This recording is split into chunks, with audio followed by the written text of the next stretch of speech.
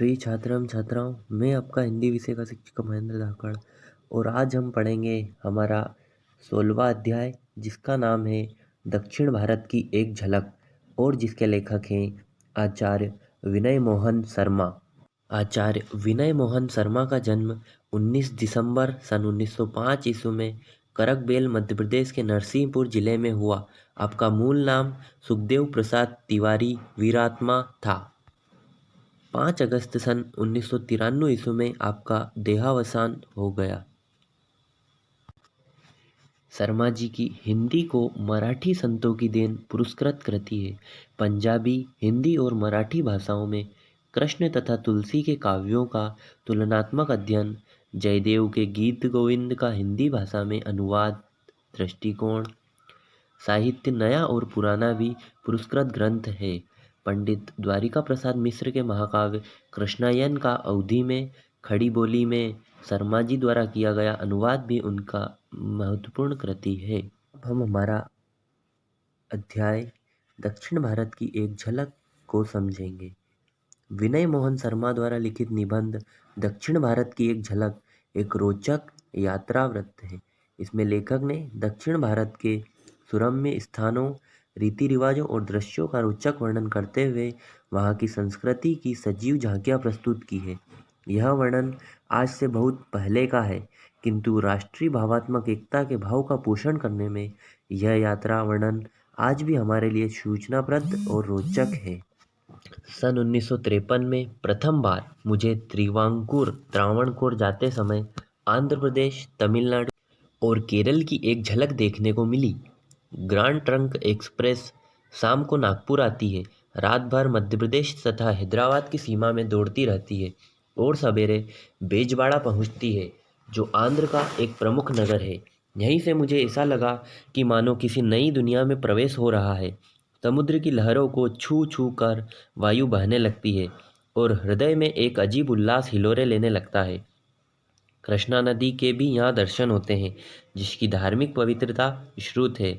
आंध्र की स्त्रियाँ खुली साड़ी धारण करती है। पुरुष भी लुंगी नहीं पहनता, उत्तरवासी की तरह धोती ही पहनता है। पीछे लांग का छोर झंडी की तरह लहराता दिखाई देता है। वर्ण प्रायः गौर होता है। लोग तेलुगु भाषा बोलते हैं, जिसमें लगभग 70% शब्द संस्कृत के होते हैं। आंध्र में हिंदी की तुलसीकृत रामायण का बड़ा प्रचार है। मेरे एक सहयात्री अर्थात सहपाठी ने प्रातः उठते ही उसका पाठ प्रारंभ कर दिया। उन्हीं से ज्ञात होता है कि 18वीं शताब्दी में होने वाले वहाँ के प्रसिद्ध भक्त कवि त्यागराज ने भी तुलसी का अनुकरण किया है और उनके ऋण को अपनी कृति में स्वीकार किया है। लोग चाय के बजाय कॉफ़ी की अधिक मांग करते हैं। जब लोग सुबह उठते हैं तो चाय कम पीते हैं, कॉफ़ी अधिक पीते हैं और साथ में भाप से बनी हुई चावल की इडली का नाश्ता करते हैं। स्त्रियों में फूलों का अधिक चाव है। प्रायः इनके केस उनकी मालाओं से सुशोभित होने लगते हैं। स्टेशनों पर वेणी माला खूब बिकती है। सामान्यतः स्त्री का प्रसाधन श्रृंगार काल संध्या है, पर यहाँ प्रातः से ही केश सज्जा का उपक्रम होने लगता है। आंध्र में काजू और केले के अतिरिक्त धान की उपज अधिक होती है। कुओं में पानी इतना अधिक होता है कि किसान उनमें उतरकर पानी भर लेता है। आंध्र में स्त्री पुरुषों में भावुकता अधिक पाई जाती है। तमिलनाडु के निवासियों को अपना नाडु अर्थात प्रदेश, अपनी भाषा और अपनी संस्कृति सर्वोपरि जान पड़ती है। फिर भी वह समय की आवश्यकता के अनुरूप अपने को ढालने में कभी नहीं पिछड़ता, अपनी बात को बड़ी चतुराई से साध लेता है। हाँ, तो हमारी गाड़ी दोपहर भर आंध्र की सीमा में दौड़ती रही। गुडूर के निकट तमिलनाडु में उसका प्रवेश हुआ। यह भाग तमिल भाषा भाषी है, अर्थात यहाँ पर तमिल भाषा बोली जाती है। यहाँ पुरुषों की पोशाक में लुंगी, कुर्ता और आज की बुश शर्ट के दर्शन होते हैं और रंग में श्यामता बढ़ने लगती है। स्त्रियों की वेशभूषा में विशेष अंतर नहीं है, पर उन्हें हरा रंग खूब भाता है। उत्तर भारत में भी जब तमिल घर बनाता है तो उसकी खिड़की दरवाज़ों को हरे रंग से रंगना नहीं भूलता। उसकी आंखें हरियाली देखने को लोभी है। यही कारण है कि उसकी गृहिणी हरा परिधान धारण करती है। हरे रंग के बाद लाल रंग को तरजीह दी जाती है। तमिल और आंध्र के भोजन में विशेष अंतर नहीं है। केले के पत्ते पर भात का ढेर, रसम, दाल, तरकारी, दही, चटनी मोर परोसा जाता है और खाने वाला बड़ी शीघ्रता से भात में सब कुछ सानकर उसके लंबे लंबे पिंड बनाकर गटकता जाता है। स्टेशनों के आहार गृहों में भी धरती पर केला पत्रों को बिछाकर अर्थात केले के पत्तों पर भोजन किया जाता है। अय्यर ब्राह्मण निरामिष भोजी होता है और ब्राह्मणोत्तर को आमिष से परहेज नहीं है, पर उसका भी मुख्य आहार भात ही है। भात की इडली छोले के समान डोसा और उपमा चटनी और दही के साथ बड़े प्रेम से खाए जाते हैं। सुदूर दक्षिण में उत्तर भारत के समान तरह तरह की मिठाइयों की दुकानें नहीं हैं। बड़े बड़े नगरों में उत्तर भारत के एक दो हलवाई थोड़ी बहुत मिठाई बनाते हैं। चटपटी खारी खट्टी चीज़ें दक्षिण भारतीयों को बहुत प्रिय है। घी की अपेक्षा नारियल के तेल का इस्तेमाल अधिक होता है, परंतु वहाँ के होटलों में एक बात यह देखी गई कि जब वे भात पर घी डालते हैं तो शुद्ध घी ही होता है। होटल वालों की यह ईमानदारी प्रशंसनीय है। मैंने मदुरा, त्रिची, नापल्ली, रामेश्वरम आदि स्थान के होटलों में भोजन किया और मुझे हर जगह शुद्ध ताजे घी का स्वाद मिला। दूध के संबंध में भी यहाँ के दुकानदार बड़े स्पष्टवादी हैं। दक्षिण के स्टेशनों पर आपकी आंखों के सामने की पाल दूध में वल्लम पानी मिलाकर देंगे और कहेंगे शुद्ध दूध हम नहीं बेचते, हम कॉफ़ी का दूध रखते हैं। इस व्यावसायिक ईमानदारी ने मुझे बड़ा प्रभावित किया। तमिलनाडु को लांघकर जब मैंने केरल में प्रवेश किया तो सावन के अंधे को हरा ही हरा दिखने की लोकोक्ति का स्मरण हो आया। केरल की चप्पा चप्पा जमीन आबाद है, हरी भरी है, इसलिए आबादी इतनी घनी है कि वहाँ पैदा होने वाला लोगों को दो दो तीन तीन फसलें भी काफ़ी नहीं है। गरीब जंगल से एक कंद को उखाड़ लाते हैं और उसे भूनकर तथा उबाल कर खाते हैं। उनके साथ मछली मिला लेने से पूरा आहार हो जाता है। केरल का आहार भी आंध्र और तमिल प्रांतों के से मिलता जुलता ही है। नारियल का देश होने से लोग उसका विभिन्न रूप में प्रयोग करते हैं। उसका पानी भी पीते हैं। गर्मी के दिनों में जगह जगह यह पानी बिकता है, इससे गर्मी शांत होती है। उत्तर केरल के ग्रामों में भी एक बार जाने का अवसर आया। वहाँ भोजन के अंत में जीरे से उबाला हुआ कुनकुना पानी पीने के काम लाया जाता है। उत्तर भारत में तो भोजन पचाने के लिए जीरे नमक का पानी हांडी में भरकर दुकानों और ठेलों पर गली गली बिकता है, पर वहाँ जीरा पानी घरू आहार का एक अंग है, अर्थात घर पर भी सभी पीते हैं। त्रावणकोर केरल में प्रवेश करते ही स्त्रियों की पोशाक के रंग में अंतर दिखाई देने लगता है। यहाँ वे महाश्वेता की छवि धारण कर लेती, अर्थात सफ़ेद वस्त्र धारण करती है। उन्हें तमिलनाडु स्त्री के समान हरा लाल रंग पसंद नहीं, वे उजले रंग के वस्त्र पहनती है। यहाँ एक बात स्पष्ट कर दूँ, इस लेख में पोशाक आदि की चर्चा नगर और ग्राम के सामूहिक जीवन को लक्ष्य करके की जा रही है। यो आज महाराष्ट्र, तमिल और केरल राज्यों की ही नहीं, समस्त देश की शहरी स्त्रियों की वेशभूषा प्रायः समान ही होती जा रही है। यह हिंदी चित्रपटों का प्रभाव जान पड़ता है। आधुनिक महाराष्ट्र की नारी स्वच्छ साड़ी पहनना पसंद करती है। तमिल और केरल की नारी भी उसी तरह साड़ी पहनती है, जिसका एक छोर दक्षिण कंधे से होता हुआ पीछे एड़ी से छूता हुआ झूलता है। उसका सिर सदा खुला रहने का रिवाज धीरे धीरे उत्तर के शिक्षित घरों में भी बढ़ रहा है। वेशभूषा में नारी भारतीय एकता का प्रतीक बनती जा रही है। त्रावणकोर कोचीन में शिक्षा का प्रसार अधिक होने से जनता के रहन सहन का स्तर अपेक्षाकृत ऊंचा है। गरीबों के घर भी, जो अधिकतर नारियल के विभिन्न अवयवों से बनते हैं, बिल्कुल स्वच्छ रहते हैं। प्रत्येक छोटे से घर के आंगन में 10-5 नारियल, 2-4 केले, कटहल के पेड़ अवश्य दिखाई देंगे। उत्तर के गांव जहां चारों ओर पुलिस से घिरे होते हैं, वहां केरल के गांव गली गली स्वच्छ झलकते हैं। वहां अधिकांश ग्राम बिजली से जगमगाते हैं। पोस्ट ऑफिस, छोटा सा दवाखाना और स्कूल के बिना तो गांव बसते ही नहीं। 2-4 गांवों के मध्य एक हाई स्कूल, 20-25 गांवों के बीच एक कॉलेज आवश्यक समझा जाता है। वहाँ हिंदी का इतना अधिक प्रचार है कि गांव गांव में उसे बोलने समझने वाले स्त्री पुरुष मिल जाते हैं। केरल में तो शिक्षित परिवारों में जहाँ कन्या को संगीत और चित्रकारी व नृत्य आदि की शिक्षा दी जाती है, वहाँ अब हिंदी भी पढ़ाई जाती है। बिना हिंदी सीखे वहाँ सुसंस्कृत नहीं समझी जाती।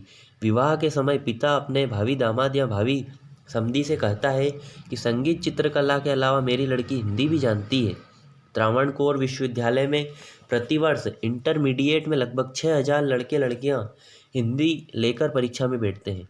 परीक्षा के लिए हिंदी कई वर्षों से अनिवार्य बनी हुई है। त्रिवेंद्रम अर्थात तिरुवनंतपुरम से कन्याकुमारी की यात्रा बड़ी रोचक थी। त्रिवेंद्रम के बाजारों में आपको बहुत से स्त्री पुरुष नंगे पैर चलते दिखाई देते हैं। इसका कारण है कि यहाँ प्रायः 12 महीने बूंदाबांदी होती रहती है, इसलिए कीचड़ से बचने के लिए प्राकृतिक ढंग से ही नंगे पांव चलते हैं। विश्वविद्यालय के कार्य से निवृत्त होकर सबसे पहले मैंने समुद्र दर्शन की इच्छा की। प्राध्यापक चंद्रहासन और विलायुधन के साथ हम हवाई अड्डे को छूते हुए समुद्र तट पर गए। वहाँ समुद्र बड़ा उग्र है, खूब आवाज़ करता है। सामने दूर की लहरें छोटी मोटी किश्तियों के समान हिलती डुलती चली आ रही है, एक के बाद एक ऊपर उठती जा रही है, पहाड़ सा बना रही है। एक ही समय न जाने कितने पर्वत बना रहे हैं, मिट रहे हैं। लहरें दौड़ती हुई चली जा रही है, हमारे पैरों को छूकर न जाने कितनी दूर पीछे चली गई। हम उनमें घिर गए। वे हमें बहाना चाहती है, पैर जमीन से उखाड़ना चाहते हैं। हम प्रयत्न कर उन्हें जमाए हुए हैं। बस क्षण भर ही में लहरें हमें छोड़कर भाग गई। हमारे गीले पैर पानी से दूर हो गए। लगता है लहरें अब नहीं आएगी, पर कुछ ही क्षणों में फिर टकराकर झोंका आया और हमारे पैरों पर बिखर कर हमें पुनः घेरकर पीछे और तेजी से आगे दौड़ गया। हम लहरें लेने में अभ्यस्त हो गए। पैर जमे रहते हैं, लहरें आती है जाती है। अब भय नहीं लगता, आनंद आता है। कुछ फासले पर मछुआरे अपनी नौका लहरों में डाल रहे हैं। वह देखो, 2 मछुआरों ने अपनी किश्ती लहरों में फेंक दी। वे भयंकर समुद्र में जाना चाहते हैं। लहरें किश्ती को बार बार ऊपर नीचे कर रही है। लगता है लो अब डूबे। बड़े संघर्ष के बाद मछुआरे समुद्र की सतह पर पुनः नौका खेते दिखाई दिए। प्रकृति पर विजय पाकर ही मनुष्य दम लेता है। सामने बहुत से मछुआरों की नावें समुद्र में तैर रही है। समुद्र जब कुपित होता है तब न जाने कितने मछुआरों की वह समाधि बन जाता है। जो प्रातः काल मछुआरों घर से निकलता है, वह शाम को वापस लौटने की शपथ नहीं ले सकता। वह समुद्र के गर्भ में नियति की लहरों से खेलता है, जो उसके सिर पर मौत बनकर नाचती रहती है। समुद्र दर्शन के पश्चात हम लोग उस अजियाब घर में गए, जहाँ समुद्र की तरह तरह की मछलियों, सर्पों, केकड़ों आदि प्राणियों को रक्षित रखा गया है। कहा जाता है कि भारत में यह मत्स्य संग्रहालय अपने ढंग का एक ही है। यहाँ से हम अनंत सैनम का मंदिर देखने गए। मंदिर में सिला हुआ वस्त्र या जूता पहनकर जाना निषिद्ध है। महिलाओं की साड़ी, सिला हुआ वस्त्र न होने के कारण वे मंदिर में प्रवेश पा सकती है। मंदिर में मूर्ति की विशालता दर्शनीय थी। त्रिवेंद्रम से कन्याकुमारी तक लगातार बस्ती होने से ऐसा जान पड़ता है मानो त्रिवेंद्रम ही 50 मील तक चला गया हो। इतनी घनी आबादी भारत के किसी भाग में नहीं है। मार्ग में गाड़ी पंचर हो जाने से हमें एक निकटवर्ती कुएं पर गए, जहां तमिल स्त्रियां ताड़ की बनी हुई बाल्टी से पानी खींच रही थी। उन्होंने हमें प्यासा अनुमान कर स्वयं पानी पिलाया। उन्हें हम अजनबियों को देखकर कुतूहल होता था और उनके नीचे तक लटके फटे कानों में सोने के कर्णफूल देखकर आश्चर्य होता था। ऐसा जान पड़ता था कान अब अधिक भार नहीं सह सकेंगे, फट ही पड़ेंगे। दक्षिण में मामूली स्त्रियां सोने के आभूषण पहनती है। संभ्रांत परिवार की स्त्रियां हीरे मोती जवाहरात को काम में लाती है। सोना उनके लिए हल्की धातु है। हम सूरज डूबने से पहले कन्याकुमारी पहुंच गए। समुद्र तीर पर भव्य दृश्य देखकर आनंदित हो गए। 3 समुद्रों का मिलन। हमारे सम्मुख हिंद महासागर, दाईं ओर अरब सागर, बाईं ओर बंगाल की खाड़ी का जल उछल उछलकर तरंगित हो रहा था। बहुत से नर नारी समुद्र में सूर्यास्त देखने के लिए उत्सुक थे, पर बादल सूर्य को रह रहकर ढांक लेते थे। संसार में यही स्थान है जहाँ सूर्य समुद्र में डूबता है और समुद्र से ही उगता है। हम सूर्यास्त का दृश्य देखने के लिए अस्त दिशा की ओर आगे आंखें गड़ाए देख रहे थे, पर बादलों ने सूर्य को अपने आंचल से मुक्त न किया। धीरे धीरे आकाश में चंद्र की रेखा चमकने लगी। बादल सूर्य को डुबोकर ही हटे। निराश लौटकर कन्याकुमारी के मंदिर में पार्वती के दर्शन के लिए गए। यहाँ भी उघारे बदन जाना पड़ता था। यहाँ की पार्वती के संबंध में एक कथा है। जब इनका शिव से परिणय होने वाला था, शिवजी की बारात वहाँ तक नहीं पहुँच पाई। कुमारी पार्वती उनकी खोज में चली गई, पर उनका पता नहीं चला। सवेरा होने से ज्ञात हुआ कि शिवजी सुचिंद्रम तक आ गए हैं, पर विवाह मुहूर्त रात में ही था। अतः पार्वती जी को उदास होकर अपने निवास स्थान पर लौट आना पड़ा। और तभी से वे कन्याकुमारी कहलाकर इस मंदिर में वास करती है। मंदिर समुद्र के किनारे है, जहाँ समुद्र की शोभा अवर्ण्य है। रात को दूर से आते हुए जहाज़ों का प्रकाश समुद्र पर तैरता हुआ दीपक सा जान पड़ता है। कन्याकुमारी से लौटते हुए हमने सुचिंद्रम के भव्य मंदिर के दर्शन किए। इसका गोपुरम मंदिर द्वार काफ़ी ऊंचा है। भीतर काले पत्थर की विशाल हनुमान की मूर्ति है। यह विख्यात शिव मंदिर है। शिव का सजीव नदियों भी दर्शनीय है। मंदिर के प्रस्तर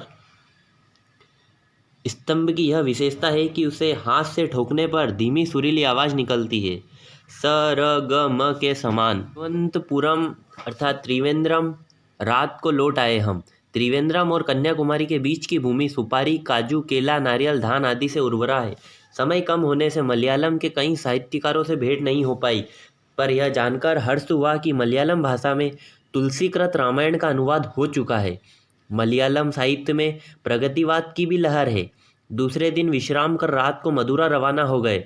मीनाक्षी का मंदिर विशेष प्रसिद्ध है। वह बहुत विस्तीर्ण है, जो कई गोपुरम में घिरा हुआ है। गोपुरम ऊंचा गुम्मद के समान द्वार होता है, जिसमें अनेक मूर्तियों में पौराणिक गाथाएं अंकित है। मंदिर के प्रत्येक खंभे पर हाथी के ऊपर सवार सिंह दिखलाया दिया जाता है। ये बड़ी सजीव मूर्तियां हैं। यह 1000 खंभों वाला हाल है। यहाँ हजारों नर नारी प्रसाद पा सकते हैं। मंदिरों में कुछ दक्षिणात्य संतों की प्रतिमाएं हैं, जो संख्या में कदाचित 63 है।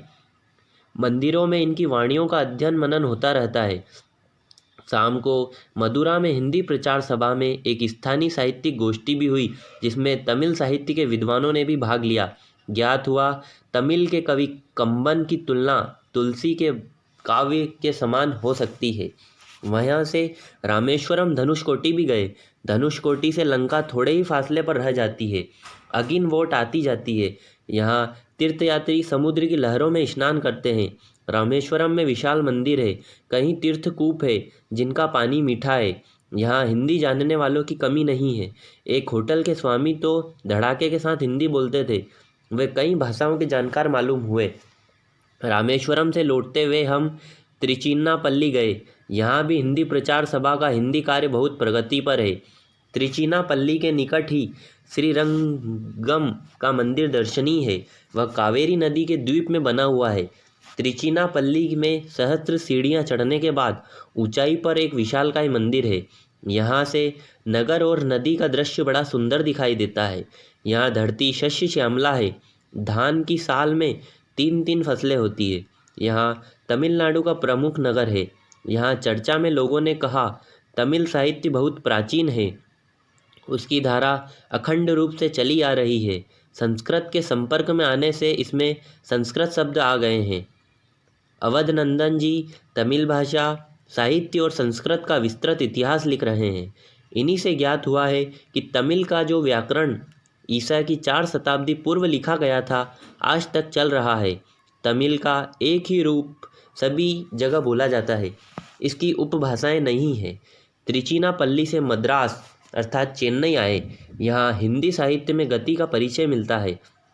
यहाँ की हिंदी प्रचार सभा दक्षिण में हिंदी को प्रमुख विद्यापीठ का रूप प्रदान कर रही है। यहाँ से हिंदी के कई सौ अध्यापक अध्यापिकाएँ प्रतिवर्ष शिक्षा ग्रहण कर दक्षिण की अनेक शालाओं तथा विश्वविद्यालय के कॉलेजों में हिंदी अध्यापन कार्य कर रहे हैं। महात्मा जी ने जब मद्रास में हिंदी प्रचार की नींव रखी, तब ऋषिकेश जी के साथ साथ रघुवर दयाल जी के यहाँ के हिंदी प्रेमी जन हैं, वे भी सभा में पहुँचे। तब से आज तक वे हिंदी को राष्ट्रभाषा का अंग मानकर इस सभा में कार्य कर रहे हैं।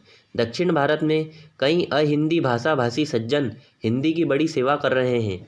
रघुवर दयाल मिश्र ने बतलाया कि तंजौर पुस्तकालय में मणि प्रवाल शैली में लिखित बहुत पुराना हस्तलिखित ग्रंथ है, जिसमें अन्य भाषाओं के साथ साथ हिंदी में भी रचनाएं हैं। मद्रास में अडियार पुस्तकालय काफ़ी संपन्न है। यहाँ का जग प्रसिद्ध वट वृक्ष दर्शनीय है।